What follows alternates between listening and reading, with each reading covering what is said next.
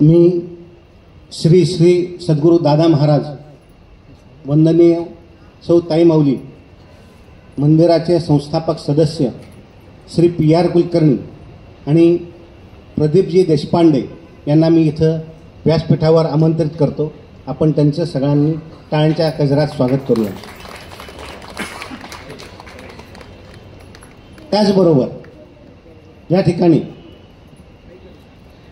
शिवापूर शाखेचे प्रमुख पुरंदरे आणि खडकी शाखेच्या प्रमुख सौ कांचनताई हरिहर इथं उपस्थित आहेत. त्यांचंही आपण टाळ्यांच्या गजरात स्वागत करूया.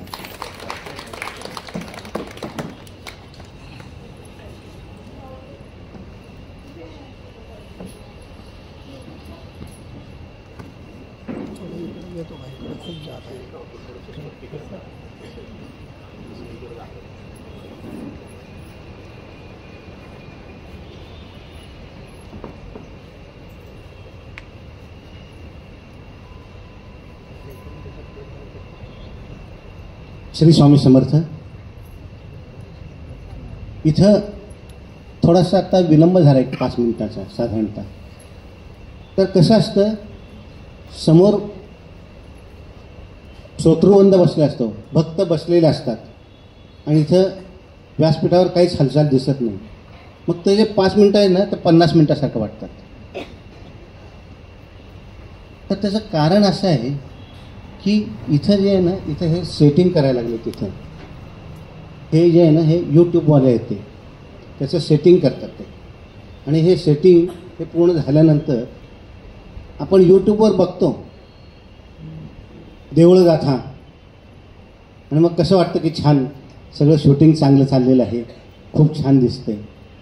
आणि समजा जर असं काही नसताना आम्ही कार्यक्रम सुरू केला आणि अर्धवटच आपल्याला बघायला मिळाला, तर तो कसं वाटेल हो आपल्याला. म्हणून ही 5 मिनटं, ही जी गेली 5 मिनटं आपल्याला 50 मिनटं जी वाटली, तर हे करणं अतिशय गरजेचं होतं. मी सर्वांची क्षमा मागतो किंवा सेटिंगसाठी उशीर झाला असू दे. श्री स्वामी समर्थ. श्री स्वामी समर्थ. आज गुरुवार अर्थात स्वामीवार दिनांक 15 फेब्रुवारी 2024.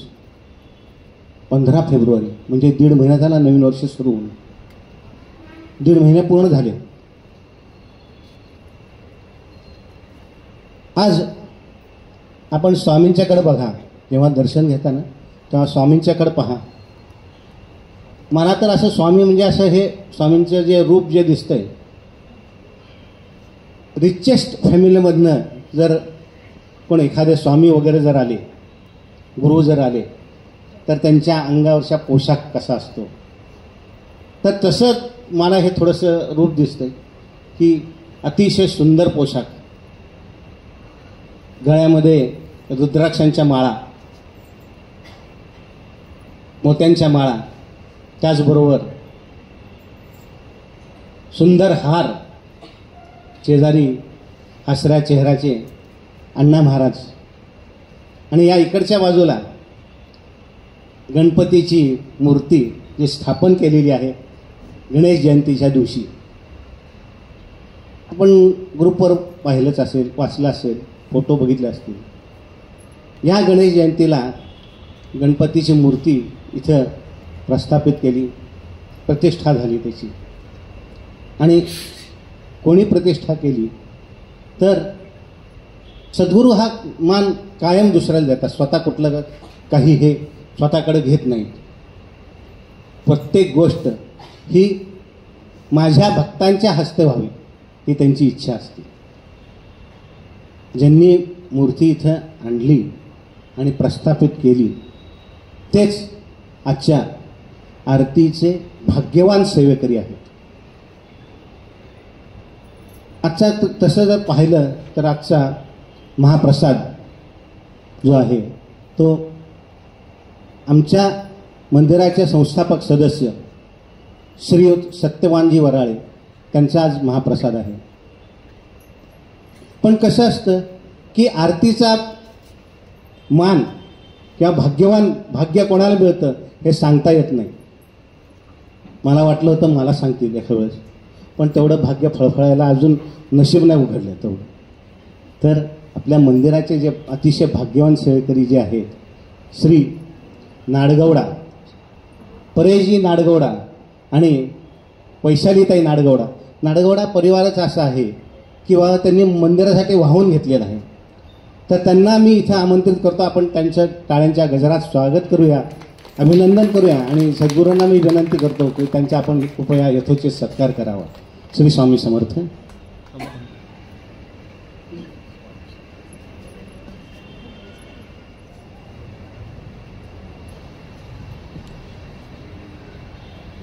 श्री स्वामी समर्थ महाराज की जय. आज परेशजी आणि वैशाली त्यांच्या हस्ते शुभहस्ते आरती झाली. आता मंदिरामध्ये सुद्धा काही सेवा असतात की ज्या सेवा परेशजी आणि वैशालीताई करत असतात आरतीच्या वेळेस. उदाहरणार्थ हुक्काची तयारी करणे, हुक्का पेटवणे, त्यानंतर विडा चालू असताना त्याचे फोटो काढणे, हुक्का पेटून आतमध्ये नेणे, आरतीचं ताट फिरवणे मंदिरामध्ये, आतमध्ये गाभाऱ्यामधलं तिथलं मी सांगतोय, मंदिरातलं. नंतर बाहेरची गोष्ट वेगळी. पण ही कामं जी आहेत ना, अलिखित नियम आहे की हे कामं वैशालीताई आणि परेशजींनी करायची. पण आज त्यांच्या हस्ते आरती म्हटल्यानंतर आम्हाला प्रश्न पडला, आता हे कोण करणार? कारण आम्ही फक्त बघत बसतो कोण काम करतं ते. बघ्याचे मानकरी जे म्हणतात ते आम्ही. पण स्वामी असं कधीच घडून देत नाही. त्यांच्याच बरोबरीने सेवा करणारे अजून एक इथं कुटुंब आहे, ते म्हणजे दीपकजी गायकवाड आणि रागिणीताई गायकवाड. ही सेवा सांगायच्या आधी त्यांनी ही सेवा स्वतःची जबाबदारी म्हणून त्यांनी पूर्ण केली. त्यांच्यासुद्धा खूप खूप अभिनंदन. आपण टाळ्यांच्या गजरात त्यांचं अभिनंदन करूया. आणि नेहमीप्रमाणेच आता मी छोटंसं एक उदाहरण सांगतो की आतमध्ये पंखे चालू आहेत. आरती जर बाहेर आली तर ते पंख्यामुळे त्या एखाद्या वेळेस आरती शांत होऊ शकते. मग पंखा बंद करा, आरती येते, पंखा बंद करा. तिथं बघितलं तर 25 बटन आहेत. कुठलं बटन बंद करायचं म्हणजे पंखा बंद होईल, दुसरं बटन द्यायला तर लाईट बंद झाली तर काय करायचं? दीपकजी तुमचं कौतुक आहे, एका झटक्यात एक बटन दाबलं आणि पंखा बंद झाला. हे एका झटक्यात असं होत नाही. ह्याच्यासाठी काय लागतं? माहिती असावं लागतं. आणि माहिती करून घेण्यासाठी इथं वारंवार येऊन ते काम करावं लागतं. तर अशी सेवा करणाऱ्या सुद्धा इथं आहेत. नांगरे परिवार सुद्धा तसाच आहे. श्री स्वामी समर्थ. आजचा जो दिवस आहे, आपण नर्मदा परिक्रमा माहिती का कोणाला? नर्मदा परिक्रमा करतात. त्यानंतर आत्ता काहीतरी एप्रिल महिन्यामध्ये काय उत्तर वाहिनी म्हणजे एका दिवसामध्ये ती परिक्रमा असते छोटीशी, काहीतरी 26 किलोमीटर 27 किलोमीटर ती अशी काहीतरी असते, एप्रिल महिन्यामध्ये असते. ती पण परिक्रमा करतात, म्हणजे त्याचं पुण्य लाभतं. तर आज विषय असा कसा की नर्मदेचं आज नर्मदा जयंती, आज जन्म आहे. नर्मदा प्रकट दिन जो म्हणतो तो आजचा दिन, हा प्रकट दिन आहे. आणि नर्मदा कुठं उगम पावली हो? काय नाव? ते सगळंच सांगणार. अमरकंटक इथं नर्मदा नदी उगम पावली. आणि मग त्या अनुषंगाने अमरकंटक किंवा तो मध्य प्रदेशचा जो काय भाग असेल तर तिथं सगळीकडं आणि नर्मदा नदीवरच शेवटपर्यंत त्याची पूजा केली जाते. मग त्या पद्धतीने विधी केले जातात. तर तो आजचा हा दिवस आहे, तो नर्मदा प्रकट दिन. वैशालीताई बघा, हा भाग्यवान कसं आहे. त्याचबरोबर शेरो शायरी, शायरी हा शब्द कसा आहे? उर्दू आहे का हो, का हिंदी आहे? उर्दू आहे बहुतेक. शायरी म्हटल्यानंतर कोणाचं नाव येतं? मिर्झा गालिब. हे पण सद्गुरूंनी सांगितलं.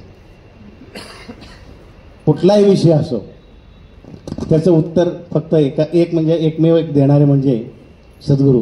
कोणताही प्रश्न असो. आता नंतर मी आपल्याला सांगेन की आपल्या मनामध्ये अनेक प्रश्न येतात, तर ह्या प्रश्नाचं उत्तर मी आता फक्त आपण टेस्ट करून बघा, चाचणी घ्या. आणि ते सांगतो काय की आपल्या मनामध्ये एखादा प्रश्न धरा, पूर्णपणे श्रद्धेने, भक्तीने आणि विश्वासाने मनामध्ये प्रश्न धरा आणि सद्गुरूंचं प्रबोधन आपण ऐका. त्या प्रबोधनामधून आपल्याला त्याचं उत्तर नक्की मिळेल. मला 100% खात्री, आणि तुम्हाला सुद्धा ते पटन मी काय म्हणतोय ते. इथे आज मिर्झा गालिब ते काय शेरो शायरी इश्क में हमें कर दिया निकम्मा वरना हम भी आदमी थे काम के, असं काहीतरी आहे. तर हे मिर्झा गालिब त्यांनी शायरी लिहिली. शायरी म्हटल्यानंतर मिर्झा गालिब हे नाव समीकरण झाले.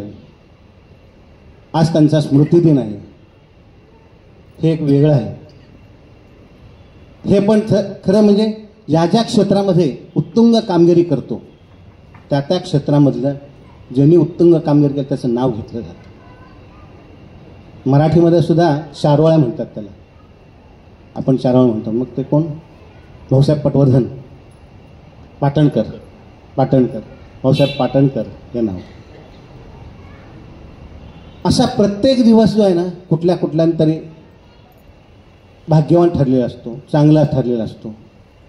मग काही लोक नर्मदेला जातात,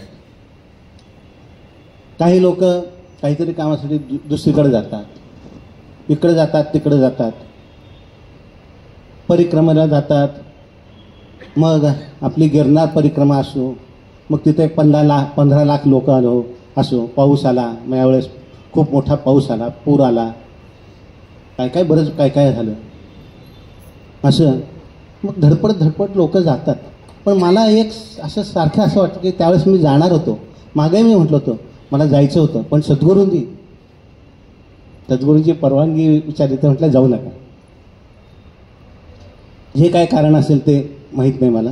त्यांनी सांगितलं जाऊ नका तुम्ही, आणि गेलो नाही. नंतर कळलं की हे फार हाल झाले.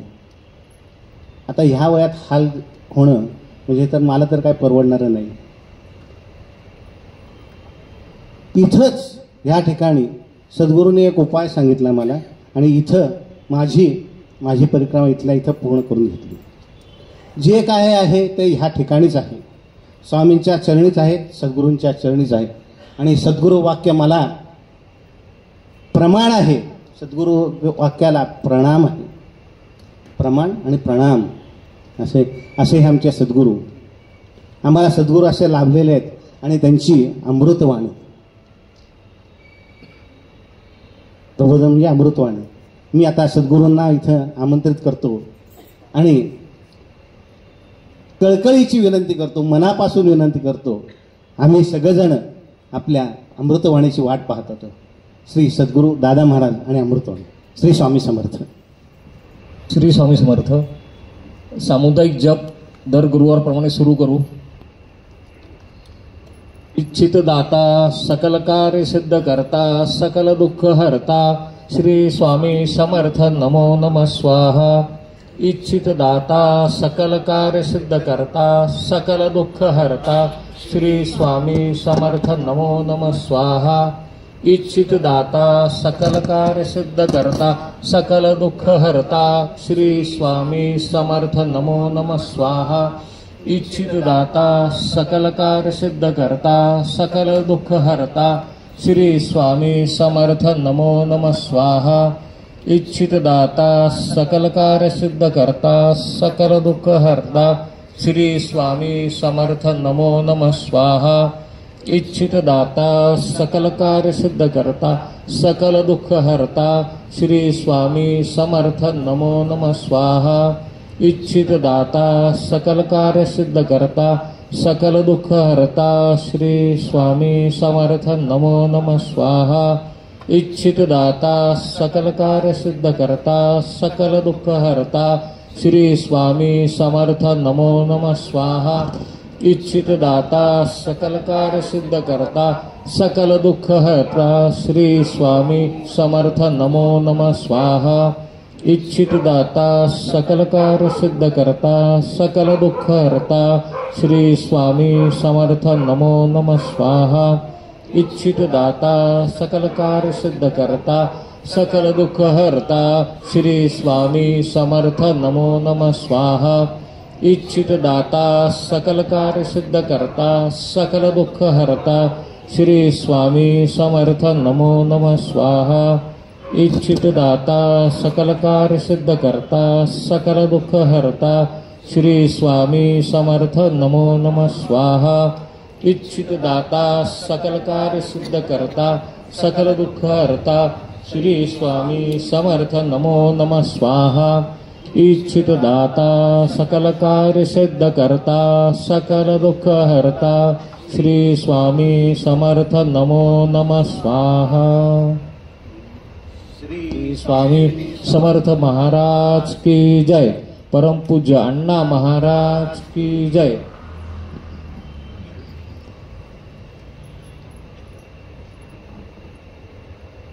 आज एक आनंदाची गोष्ट किंवा आठवण झाली। आज आपला पंढरपूर शाखेचा जो वर्धापन दिन झाला। पंढरपूर शाखा सुरू करून 1 वर्ष झालं आणि कोणती गोष्ट सुरू करणं सोपं असतं। मी तिथे सांगितलं की एखादी गोष्ट सुरू करणं फार सोपं आहे, स्वामी मार्गात येणं सुद्धा फार सोपं असतं, ते बंद पडणं आणखीन ती सोपी गोष्ट आली। एखादं दुकान हॉटेल चालत नाही बघा तुम्ही, आत्ता आपण कितीतरी दुकानं बघतो की कितीतरी हॉटेल्स आहेत, सुरू झाली मोठ्या थाटामाटात, 1 महिन्यामध्ये बंद पडली। ह्या मार्गातून बाहेर पडणं तर आणखीन सोपं आहे, टिकून राहणं खूप अवघड आहे। सातत्य राखणं एखाद्या गोष्टीमध्ये, असं सातत्य राखून 1 वर्षभर चांगली गोष्ट करणं, आध्यात्मिक गोष्ट करणं, आध्यात्मिक केंद्र सुरू ठेवणं, ही खूप म्हणजे खूपच अवघड गोष्ट आहे ती। पण पंढरपूरचे आपले जे प्रमुख आहेत, केंद्र प्रमुख सौ रेखाताई कुलकर्णी आणि श्रीयुत मोहनराव कुलकर्णी आणि त्यांच्याबरोबरचे इतर स्वामी भक्त, स्वामी सेवेकरी, या सगळ्यांनी 1 वर्षभर ते सातत्य राखून ठेवत, आणि त्याचा आलेख चढत्या क्रमाचा होता। प्रत्येक गुरुवारी काही ना काहीतरी तिथे चांगलं करत करत करत 1 वर्षभर अनेक कार्यक्रम त्यांनी केले, अनेक उपक्रम केले, आणि मग तो दिवस आला की वर्धापन दिन साजरा करायचा। आणि इतक्या थाटामाटात इतका दिमागदार सोहळा त्यांनी सादर केला, संपन्न केला। इथून पुण्यातनं आपण जवळ 25 ते 30 सेवेकरी इथून गेलो होतो। सेवेकऱ्यांची संख्या मर्यादित होती, जास्ती सेवेकऱ्यांना सांगता आलं नाही, कारण इथून पंढरपूर अंतर जास्ती आहे। इथून जाणं येणं आणि तिथला जो कार्यक्रम होता त्या लोकांच्या दृष्टीने तो त्यांच्या घरामध्ये कार्यक्रम होता, तिथली जागा, तिथली व्यवस्था, असं सगळं बघून काही मोजके सेवेकरी आपण जाऊ असं ठरलं, आणि त्याप्रमाणे 25 ते 30 सेवेकरी आम्ही गेलो होतो। आणि संपूर्ण त्या कार्यक्रमाचं जे आयोजन होतं ते काही प्रमाणात इथून आपले जे अन्नछत्र प्रमुख आहेत जोशी काका, त्यांनी ते केलं होतं, आणि त्यांना सगळ्यांनी तिथून सगळं सहकार्य मिळालं। तिथल्या सगळ्या सेवेकऱ्यांनी मनापासून साथ दिली, अगदी मनापासून। एखादा कार्यक्रम आतुरतेने वाट बघतो ना आपण, आम्हाला जायला थोडा उशीर झाला होता, तिथे पोचायला उशीर झाला, पण सगळे सेवेकरी तिथे थांबले होते, आणि मग पुढचा दिवसभराचा कार्यक्रम जवळ रात्री आम्ही 10 वाजेपर्यंत तिथे होतो। कुठेही कंटाळवाणा न होता, अतिशय योग्य नियोजनबद्ध जसं म्हणता येईल, आणि आनंदात, उत्साहात अनेक स्वामी गीतं सादर करत हा सगळा कार्यक्रम संपन्न झाला। मी आपल्यासमोर इथे हल्याळ काकू बसल्या ज्या आमच्याबरोबर होत्या, तर मी असे त्यांना सांगेन की आपण 1-4 शब्द त्या कार्यक्रमाबद्दल आपण बोललात तर आणखीन ते जास्त सोयीस्कर वाटेल सगळ्यांना। आणि जो पंढरपूर शाखा हा जो कार्यक्रम आहे, आता इथे जो कार्यक्रम इथे रेकॉर्ड करतात तो तिथे पण बघितला जाईल। आणि आपल्या ह्या पुणे जे प्रमुख केंद्र आहे आपलं पुणे, तर त्यांच्यातर्फे मी एकदा परत शुभेच्छा देतो पंढरपूरच्या सगळ्या सेवेकरांना, सगळ्या स्वामी भक्तांना, आणि श्रीयुत मोहन आणि श्रीयुत रेखाताई कुलकर्णी यांना, की असेच वर्धापन दिन वर्षाने येतात, अनेक वर्ष आपल्याला तिथे जायची संधी मिळावी, उत्तरोत्तर त्यांच्याशी प्रगती होत राहावी आणि हे जे वर्णन आहे ते आणखीन चांगल्या पद्धतीने हल्याळ काकू इथे सादर करू शकतील असं मला वाटतं, म्हणून मी त्यांना इथे आमंत्रित करतो. तर इथं त्यांच्या शब्दात आपण तिथलं वर्णन ऐकावं.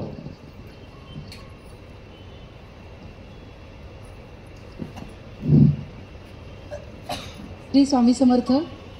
आदरणीय व्यासपीठ, उपस्थित सर्व स्वामी भक्त आणि स्वामी सेवेकरी यांना विनम्र अभिवादन करून पंढरपूर येथे संपन्न झालेल्या सोहळ्याबद्दल मत प्रकट करण्याची एक खूप महत्त्वाची आणि अवघड जबाबदारी सद्गुरूंनी माझ्यावरती सोपवलेली आहे. आता सद्गुरूंनी सांगितलं की मी छान शब्दात त्या ठिकाणी त्याचं वर्णन करू शकेन. रेखा माऊलींना मी त्या ठिकाणी कार्यक्रम झाल्यानंतर माझ्या प्रतिक्रिया कळवल्याच होत्या माझ्या शब्दात.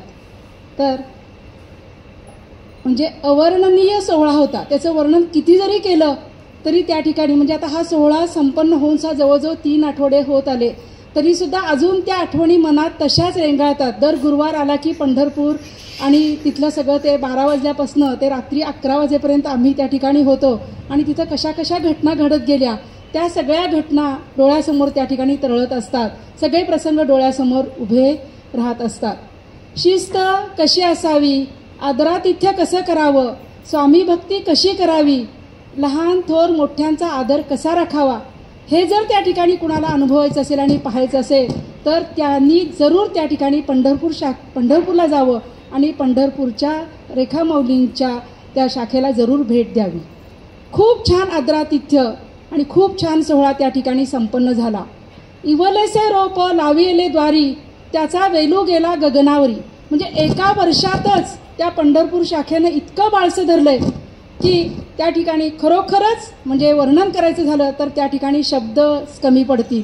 मी 10 वेळ तिथं असताना सुद्धा रेखा माऊलींना खूपदा म्हटलं की आता वर्णन करण्यासाठी आमच्याजवळ शब्दच नाही आहे आणि आणखीन वर्णन करायचं म्हणजे त्या ठिकाणी मला अभ्यास करावा लागेल आणि शब्द शोधून काढावे लागतील आणि मग वर्णन करावे लागतील. माझ्याजवळचा सगळा शब्दसंग्रह संपला असं मी येताना सुद्धा त्या ठिकाणी त्यांना दोनदा म्हटलं. पण खूपच चांगला उत्कृष्ट असा सोहळा त्या ठिकाणी संपन्न झाला. सगळे स्वामी सेवेकरी त्यांचे जे आहेत आपल्या इथल्याप्रमाणेच त्यांची सुद्धा शिस्त खरोखरच वाखाणण्यासारखी आहे आणि सगळे सेवेकरी अतिशय म्हणजे सेवा करत असताना तल्लीन होऊन आणि अतिशय मनापासून सेवा त्या ठिकाणी करत असतात.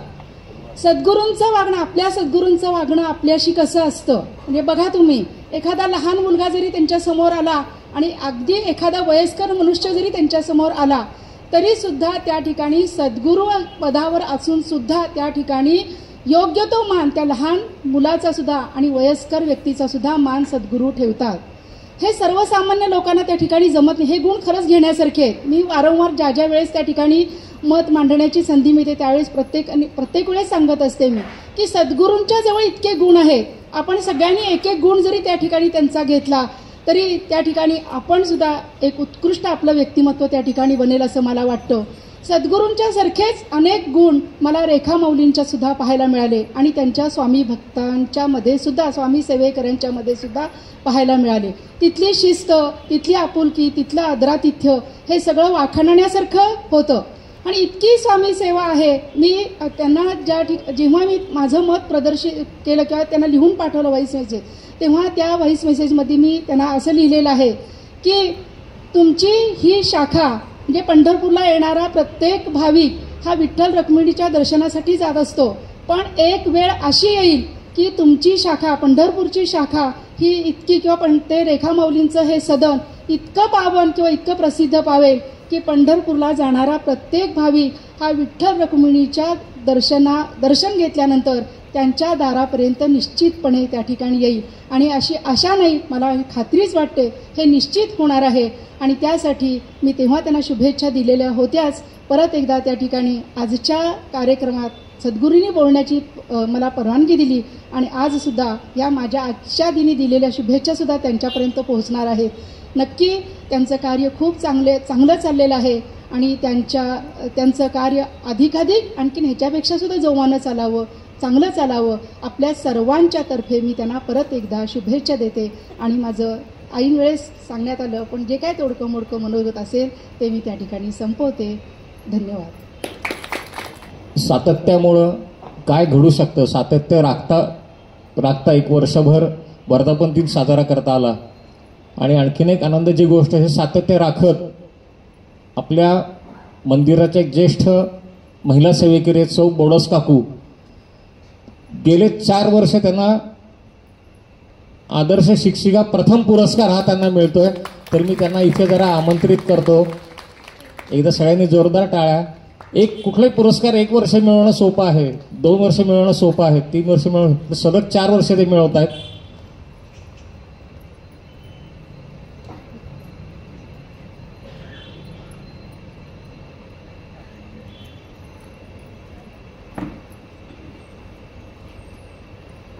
आपल्या मंदिरातर्फे श्री स्वामी चरित्र सारामृत ही पोथी त्यांना देऊ.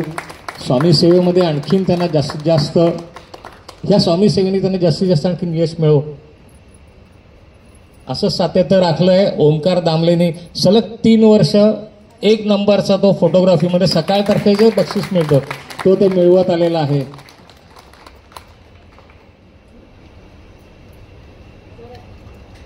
श्री स्वामी समर्थ महाराज की जय.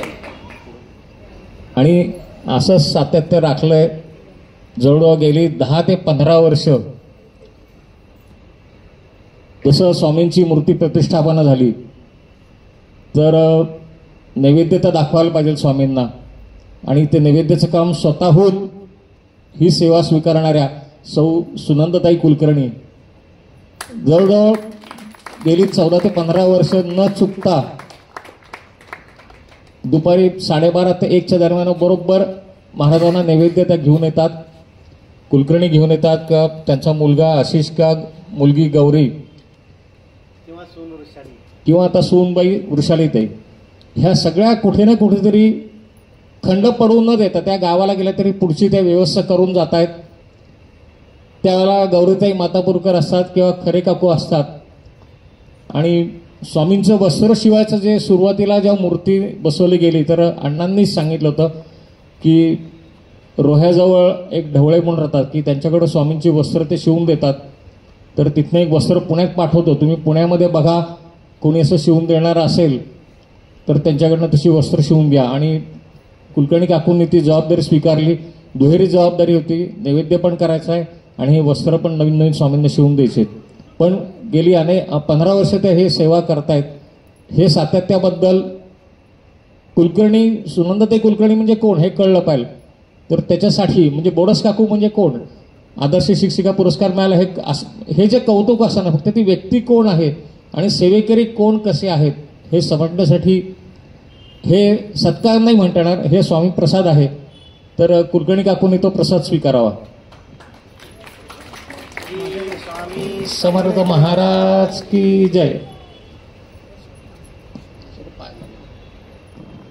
हा आठवडा जसं आता हव्या काकांनी सांगितलं की एक दिवस, आज काय नर्मदा जयंती होती, काल वसंत पंचमी होती म्हणजे प्रत्यक्ष माता सरस्वतीचा जन्मदिन. त्या दिवशी लक्ष्मीची पण पूजा करतात, तुकाराम महाराजांचा जन्मदिन, असे अनेक दिवस या माघ महिन्यामध्ये खास येत गेलेले आहेत. आणि त्याच्या अगोदर गणेश जयंती होती. गणेश जयंतीबद्दलही काही वेळेला असं वाटतं की मग आपण जे भाद्रपद महिन्यात करतो ती काय आणि कालची झाली ती काय. तर जसं विष्णूंनी अवतार घेतले होते तसं गणपतीने सुद्धा अवतार घेतलेले आहेत. कालचा जो अवतार होता तो एक वीर गणपती आपण म्हणतो की वीराच्या म्हणजे थोडक्यात म्हणजे देवांच्यासाठी युद्ध करणारा गणपती असं तर त्याचा अवतार होता. कश्यप ऋषी आणि आदिती त्यांची पत्नी त्यांच्या पोटी तो झालेला अवतार. आणि झाला अशा करता की नरांतक नावाचा राक्षस होता, त्या राक्षसाला मारण्यासाठी हा अवतार झाला. आणि त्याच्यानंतर अनेक वेळेला गणपतीने देवांच्यासाठी युद्ध केलं. गणपतीचा अवतार म्हणलं की आपल्याला पहिल्यांदा जो आठवतो पार्वतीने जो केला की त्याची मातीचा तो पुतळा करून त्याच्यामध्ये जीव दिला, काय जीव आणला, तो भाद्रपद ती चतुर्थी पार्वतीच्या मळापासून झाला. ती चतुर्थी, तो अवतार किंवा तो जो जन्म होता गणपतीचा तो भाद्रपदमध्ये चतुर्थी जे आपण जो गणपती बसवतो त्याला पार्थिव गणेश म्हणतात. की 1.5 दिवस किंवा 5 दिवस किंवा 7 दिवस 11 दिवस किंवा मोठ्या मंडळाचे जे गणपती असतात 11 दिवसाचे ते शाडूपासून बनवलेले असतात. त्याला प्रतिष्ठापना, त्याची पूजा अर्चा सगळं आलं. पण हा जो गणेश जन्म होता की हा जो परवाचा जो गणेश जन्म झालेला आहे त्याला कुठलीही प्रतिष्ठापना किंवा असं काही विधी काही नव्हते. त्याला फक्त पूजा. गणपतीचा कोणत्याही धातूची मूर्ती चालेल, पितळी चालेल, पंचधातूची चालेल, की आपण जी प्रतिष्ठापना केलेली आहे त्याला सिल्वर काहीतरी म्हणतात, तो व्हाईट मेटल का सिल्वर मेटल असं काहीतरी म्हणतात, तो धातू, तर त्याची सुद्धा चालू शकेल. मग आपण असं केलं की कुठेही जास्ती कर्मकांडात नको, पितळी मूर्ती आणली म्हणजे त्याला अभिषेक करा, रोजची पूजा अर्चा करा. तर जेवढं सोपं आपल्याला काम करता येईल, आपण इथे नेहमी ह्या मंदिरात मी असं सांगतो की जे सोपं आहे, स्वामींनी सांगितलेलं की जे सोपं आहे ते करत राहायचं. मग आपण ती मूर्ती आणली. परवा श्री परेशजी आणि वैशिलते यांच्या हस्ते आपण त्याची पूजा अर्चा केली आणि संध्याकाळी आपण आरती वगैरे करून त्यांनीच नैवेद्य आणला होता. मग इथून पुढं गणपतीची उपासना किंवा गणपतीची पूजा आपल्या इथे सुरू होईल. पहिली मूर्ती खराब झाली म्हणून आपण ती विसर्जन केली होती. पण मधल्या काही दिवसांच्या खंडानंतर म्हणतो वैशिले त्यांना स्वप्नामध्ये काहीतरी दृष्टांत झाला आणि गणपतीची मूर्ती दिसायला लागली. तर म्हणलं आपल्या मंदिरातली मूर्ती नाही, तर स्वामी असं सांगत असेल की तुम्ही मूर्ती घेऊन या आणि इथे त्याची सेवा सुरू करता येईल. दगडूशेठची परवा बघितलं ती रांग दगडूशेठ मंदिरापासून जी सुरू झाली ती कुठे तर मागच्या बाजूने जोगेश्वरी, तिथनं लक्ष्मी रोड, तिथनं परत बाजीराव रोड, ती नुमोई शाळा, तिथपर्यंत ती रांग होती. म्हणजे उभा राहिल्यानंतर साधारण 3 ते 4 तास सहज जाणार. त्याच्या अगोदर हल्ल्याळ साहेब म्हणलं तसं की गिरनार परिक्रमेला लोक गेली इथून 5 ते 6 लाख लोक. ते प्रदक्षिणा आहे, ती परिक्रमा म्हणजे प्रदक्षिणा आहे. 36 किलोमीटरचा तो मार्ग आहे, संपूर्ण जंगलातनं मार्ग आहे आणि तो मार्ग खूप अरुंद आहे. त्या अरुंद रस्त्यावरनं एवढी 5-6 लाख लोक चालायची, अशी 15 लाखाची उपस्थिती होती. इतकं करून 15 लाख लोकांच्या बरोबर आपण चालायचं 36 किलोमीटर. किती वेळ लागेल सांगता येत नाही. 1 दिवस जाईल, 2 दिवस जातील. आपल्या वयोमानाप्रमाणे, शारीरिक क्षमतेप्रमाणे कोण गेला असेल, कशी केली असेल. रामदास स्वामी पण गेले होते नाशिकला, जेव्हा त्यांच्या त्या लग्नाच्या भोल्यानं ज्या पळून गेले, रामाची भक्ती करण्याकरता म्हणून गेले नाशिकला. आता काळाराम मंदिरापाशी तो नेमका जत्रेचा दिवस होता कोणतरी, इतकी गर्दी तिथे, त्यांना दर्शनच होईना तिथे रामाचं. हा सर्व एवढा खटाटोप स्वामींचे एक शिष्य होते वामनबुवा वांबरीकर म्हणून, त्यांनी सुद्धा केला. सिंहस्थामध्ये त्यांनी ते सिंहस्थ म्हणल्यानंतर आणखी गर्दीचा ऊत म्हणता येईल असं ते कुंभमेळा. नाशिकला प्रचंड गर्दी. त्या गर्दीत गेले. गोदावरी त्यांनी ते कमंडलूमध्ये काय घागरीमध्ये भरून आणली. तिथून वणीला गेले, डोंगर सोडून वणीचं दर्शन घेतलं. गर्दी सगळीकडे होती. कुठेतरी येताना त्यांना ते पडले, लागलं. कसंही करत करत शेवटी अक्कलकोटला आले. अक्कलकोटला यायच्या अगोदर पंढरपूरला गेले. ते अक्कलकोटच्या मार्गावर असं लक्षात आलं की आपण ही जी गंगा आणली पंढरपूरला, आपण विठोबाच्या पायावर एकदा घालू, मग स्वामींना घेऊन येऊ. पंढरपूरला गेले. पंढरपूरला बघितलं तर परत गर्दी. परत 5-6 तास रांगेमध्ये त्यांचे गेले. कसे बसे ते त्यांना ती गंगा त्या विठोबाच्या पायावर घालायला मिळाली थोडी. इथनं आले. मग अक्कलकोटल्यानंतर स्वामींचे शिष्य, स्वामींचे भक्त म्हटल्यानंतर त्यांना तसं गर्दीचं काही तिथे प्रश्न नव्हता. परस्पर जाऊन दर्शन घेईल, म्हणजे स्वामींचं दर्शन होईल अशी त्यांची ती सोय होती किंवा त्यांना परवानगी होती. स्वामींच्याकडे आले. स्वामींना सांगितलं गंगा आणली नाशिकहून, विठोबाला आंघोळ घातली, आता तुम्हालाही आंघोळ घालायची मला. घाल म्हणले, पण तू काय मिळवलं म्हणले तिथं जाऊन? मी तुझं मडकं मी भाजून दिलेलं आहे, तू असा का फिरतो? तुला म्हणजे अक्षरशः त्याला ओरडले, वामण्या म्हणले तू डोकं नसल्यासारखं का फिरतोय म्हणले तू असा? मी आहे ना इथं, तू काय एवढं फिरतो सगळ्या गावोगाव फिरत? काय तुला मिळालं म्हणले तिथं जाऊन? गर्दीत जाऊन धडपडलास, तिथं डोंगरावर जाऊन दर्शन घ्यायचं वणीचं, तिथं गेलास, तिथं दर्शनाला 5 मिनिटात तिथनं तुला बाहेर काढलं. विठोबाला गेला, तिथं तुला पाणी घालायला मिळालं का म्हणले? 4 थेंब तरी विठोबाच्या पायावर पडले का? महाराज ओरडले अक्षरशः, त्याला शिव्याच घातल्या. बरं बरं म्हणले, जात नाही, परत नाही जाणार कुठं असं. पण ते कसं असतं माणसाच्या मनामध्ये ना, काही काही वेळेला असं होतं की चला तो चाललाय तर आपण पण जावं. परत 2-4 महिन्यांनी अक्कलकोटला जातात. महाराज आमच्याकडची काही लोक चालली आहेत गाणगापूरला, जाऊ का मी? तर आता स्वामींना हसायला आलं. ते म्हणले बघ जा म्हणले तू, पण चिखलात बुडणार म्हणले तू. आता एवढं सांगून सुद्धा परत जातात ते.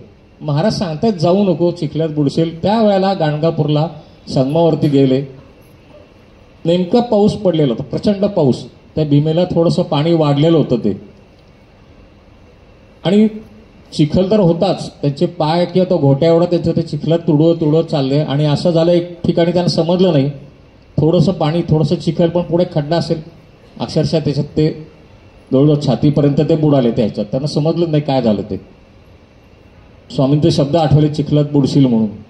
कसं बसं त्यांना बाहेर काढलं लोकांनी. आता संगमावर जाऊन आंघोळ करू, सगळं शरीर सगळे कपडे खराब झाले. संगमावरती गेले, सावधपणाने अगदी उतरले बरं का पाण्यामध्ये. तरी पण असं झालं की एक मोठा लोंढा आला. परत त्या जसं स्वामींनी सांगितलं तसं सगळं घडालं. पाण्यात बुडाले. तिथनं लोकांनी बाहेर काढलं. आले परत, कानाला खडा म्हणले. आता ते परत स्वामींच्याकडे आले. म्हणले मी सांगितलं होतं तुला, अरे मी तुला जवळ केलेलं आहे, तुला आवश्यकता काय म्हणले? मी परत म्हणले की मी तुझं मडकं भाजलंय ना म्हणले. का असं ते कच्चं मडकं किंवा ते भाजलेलं ते मला वाटतं ते कुंभार लोक असतात त्यांच्याकडे की थापडणी असते काहीतरी, त्याने असं ते ठोकून बघायचं ते मडकं कच्चं आहे का भाजलेलं ते. तर महाराज सांगतात मी तुला दिलंय करून, म्हणजे मी सगळी तुझी जबाबदारी घेतलेली आहे, मी तुला तयार केलंय, तरी तू का फिरतो सगळीकडे? मी आहे ना इथे बसलेला, तुला काय लागेल मी आहे इथे, तू ये ना इथे. मग मात्र ते वामनबुवा अगदी कानाला की नाही मी इथून पुढं कधीच कुठंच जाणार नाही, मला वाटलं तरी मी फक्त इथेच येईन. 1 वर्षभराने परत तिथे जातात, स्वामींच्याकडे जातात. महाराज म्हणतात झालं तुझं मडकं आता अगदी बरोबर पक्क झालं म्हणले. आता तू काय इथे यायचं नाही, आता तू इथून निघून जा म्हणतात. आता परत इथं पाऊल टाकायचं नाही अक्कलकोटमध्ये. आता हे म्हणल्यानंतर परत पंचायत आली. कसं की स्वामींना काय अपेक्षित असेल की बाबा ह्यांनी आता स्वतःच्या घरी किंवा स्वतःच्या जे काय त्याला स्थान दिलं असेल तिथे त्यांनी आता उपासना तू कर, स्वस्थ राहा, असं स्वामींना म्हणायचं होतं. ते तू आता धावपळ करू नको. वामनबुवांना थोडंसं खजील झाले की अरे स्वामींनी सगळ्यांच्या देखत मला बोलले, मला इथं पाय टाकू नको म्हणले, कसं होणार आता? आणि दुःखीत अंतकरणाने ते मठाच्या बाहेर वटवर्ष मंदिर जागता आहे. महाराज नेहमी त्या वडाखाली बसलेले असे, तिथं थोडंसं बाहेर जाऊन ते बसून राहिले. मग महाराजांनी परत 2 सेवेकरांना पाठवलं, जा त्याला घेऊन ये म्हणले. त्याला आणलं परत. म्हणले मी तुझी परीक्षा बघत होतो, हे जे आहे ना की आता मी कुठं जाणार नाही हे तुझ्या मनामध्ये एकदा पक्क बसलेलं आहे. हे पक्क झालंय की नाही मी बघत होतो, तो खुंटा मी हलवून बघत होतो, ते पक्क बसलेलं आहे. तुला जेव्हा मनात जेव्हा इच्छा होईल त्या तू ये, मी इथे आहे. त्याला निश्चिंत केलं त्यांना पण की आता कुठं जायचं नाही, आपण फक्त इथे जायचंय. त्याच्या मनामध्ये ती त्यांनी खात्री पटवून दिलेली होती. पक्क मडकं त्यांनी जे सांगितलं होतं, कच्चं मडकं पक्क मडकं, हा त्यांनी शब्दप्रयोग महाराजांनी त्याला 2 वेळेला मुद्दामून वापरलेला होता. तो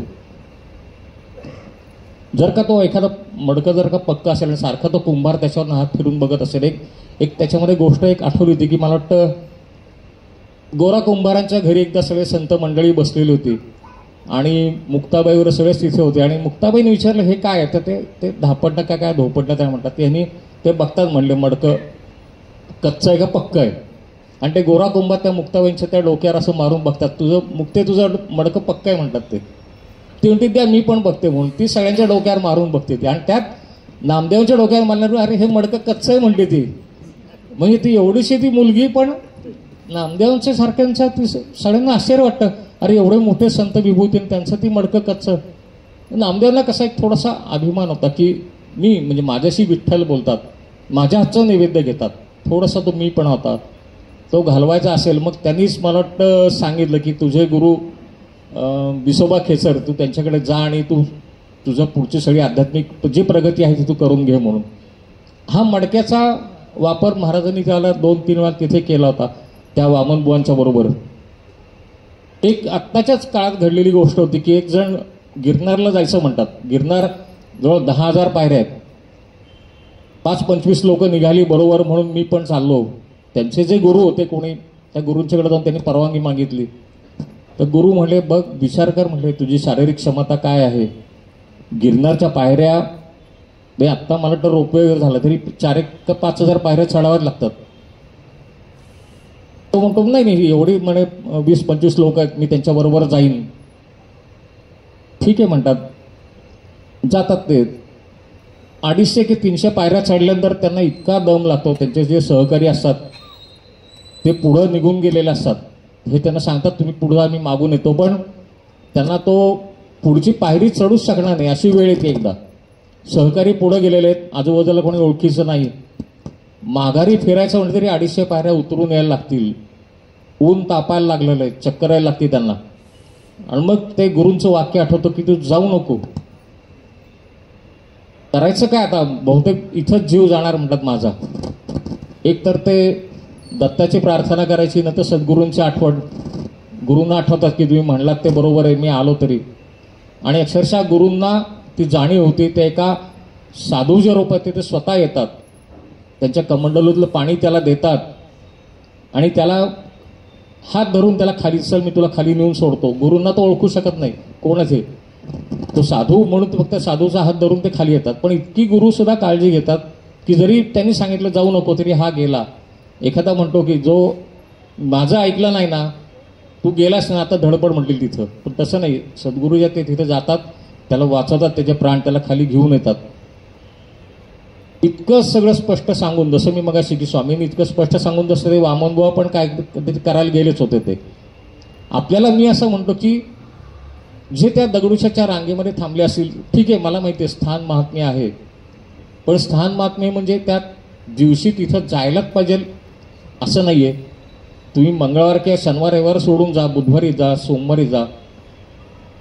शिवरात्रीला, आता शिवरात्र येईल बघा, शंकराच्या देवळात ह्या प्रचंड रांगाच्या रांगा असतात. 1 मिनिट तरी आपल्याला मिळतो का कुठे तिथे दर्शनाचा? त्या अर्धा मिनिट सुद्धा नाही, डोकं सुद्धा टेकवायला मिळत नाहीत. कोण ना कोणते आपल्याला उठून लगेच पुढे चाला म्हणतात. ते तसं न करता मग आपण त्या दिवशी घरी उपासना करायची आणि इतर वेळी जाऊन दर्शन घ्यायचं. हा एक असा एक मला वाटतं हा पर्याय असू असेल किंवा पर्याय आपण ठेवावा. हा सगळा जो भाग आहे, प्रत्येक जण शेवटी श्रद्धेचा भाग आहे. अक्कलकोटला जाणं महत्त्वाचं आहे, पण आपला मंडईतला जो मठ आहे ना, तो विरकर शेटे नावांचा, तो त्यांचे जे स्वामीचेच भक्त होते आणि महाराजांनी त्यांना पादुका दिल्या. महाराजांनी पादुका कशा करता दिल्या असतील? केजला पादुका दिल्या आहेत, स्वामी सुतांना पादुका दिल्या आहेत, चिपळूणला पादुका दिल्या की तुम्ही तिथे स्थापन करा आणि तुम्ही तिथे राहा. ते विरकर शेट्ट्यानं सांगितलं, त्यांचंही वय झालं होतं, मी अक्कलकोटला येऊ शकत नाही, ही मनात तळमळ होती. मग महाराजांनी त्यांना पादुका दिल्या, ह्या पादुका तू पुण्यामध्ये स्थापन कर, मी तिथे आहे. मग विरकर शेटे अक्कलकोटला परत गेले नाही. अक्कलकोटला जाणं न जाणं हा भाग वेगळा, पण निव्वळ त्या गर्दीमध्ये जाऊन ढकलाढकलीमध्ये तिथं उभं राहायचं आणि 1-2 मिनिटं तिथे डोकं टोकत परत यायचं. मग तसं आपल्या जवळ जे स्वामी मंदिर आहे तुम्ही तिथे जा, तिथे सेवा करा. काहीच नाही जमलं तर परत घरी आपल्या आहात, घरी आपण सेवा करायची. नामस्मरण कुठेही करता येतं आपल्याला, घरी, आपल्या बसमध्ये, आपल्या कार्यालयामध्ये कुठेही नामस्मरण केलं ती सेवा महाराजांच्यापर्यंत पोहोचते. हा सगळा भाग महाराजांचं अस्तित्व इथे आहे. मला का कोण शक, पण बऱ्याच वेळेला अनेक लोक म्हणतात इकडं जायचं तिकडं दर्शन घ्यायचं, इकडं जायचं तिकडं दर्शन घेते, पण असं मला मनातनं असं वाटत नाही की आपण आता हे सोडून जाऊ. अरे इथे प्रत्यक्ष आहे ब्रह्मांड नायक, इथे बसलेला आहे, मग आपण इथनं उठून तिथं का जायचं असा मला नेहमी प्रश्न असतो. आणि